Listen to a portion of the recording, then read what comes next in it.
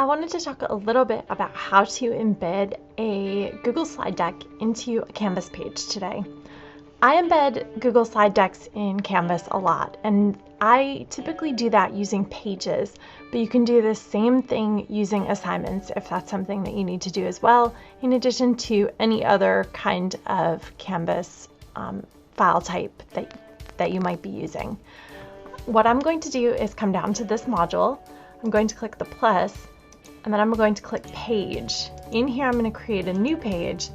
I'm going to call it embed because that's what we're doing. I'm going to click add item. Once I do that, I'm going to click this embedding. I'm going to open up that page, and you'll notice that there's nothing on the page initially once it loads all the way. So this is just a blank page. I'm going to come up here to the edit button, and this is where I'm going to be able to adjust what's on here. So just like with anything else in Canvas, I can type things, I can add images, but I can also put in my items from Google.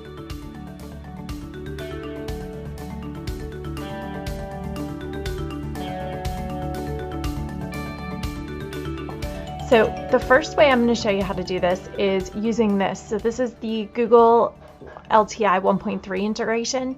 This is the same one where if teachers want to create Google assignments in Canvas, this is the one they would use. So this is the slide deck that I want to embed in Canvas. I'm going to open this up, so it's going to come out of Kidem and it's going to open into a Google file, and you'll see it's in preview mode here. So I have a couple of options to get it out of preview mode. I'm just going to come up here in the web address and see where it says preview. I'm going to get rid of everything after that, and I'm going to change this to edit.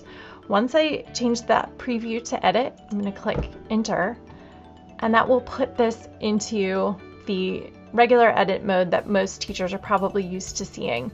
If I go back here, there is another way to get it into edit mode that doesn't require you to adjust that link up at the top. So if I come down to the bottom, click these three dots, go to more, I can also click open in editor, and that will open this same slide deck up in the editor. So it's two ways of accomplishing the same thing. Once I open this up, it's going to make a trigger to my Google Drive that lets me know that I've had this file open. So if I come back over here to Canvas, I can open up this Google integration that we talked about a second ago. It's going to ask me to link to my Google Drive account once it loads. I'm going to click select file, so it's verifying that this is who I want to be. So this is my work account. I'm going to click select file, and then that's going to open up another window that will show me what's happening lately in my Google Drive.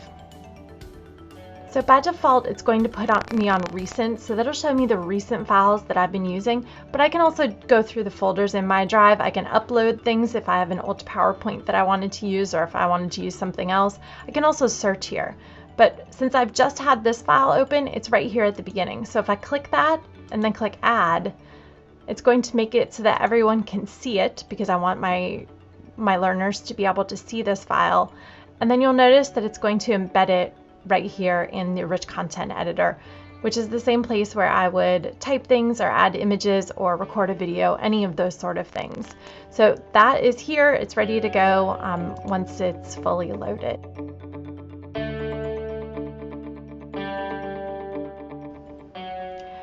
So the second way of doing this, it requires publishing this slide deck to the web. You'll notice that right now, I'm only shared as a viewer on this, so I can't actually do this.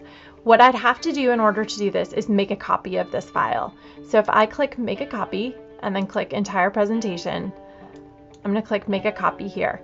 The reason I don't like this version or this method of doing this as well is that if changes get made to this file, now that I've made a copy of it, I won't get those changes anymore. So this one isn't actually my favorite way of doing this, but it is another option that'll work. So if I come back up here in the copied version and go to File and then Publish to the Web, I'm going to come over here to Embed. You can adjust these sizes if you want to make it bigger, or if you wanted to auto advance, you can do that as well. I'm going to come down here and click publish. It's going to confirm that that's what I want to do, and then you'll see a whole bunch of HTML code. So what I'm going to do is copy all of this. So I'm going to do Command C, or I'm going to right click and click copy. And then I'll go back to my canvas. You'll see that I have this cursor blinking right here. So I'm going to come down here to the HTML editor.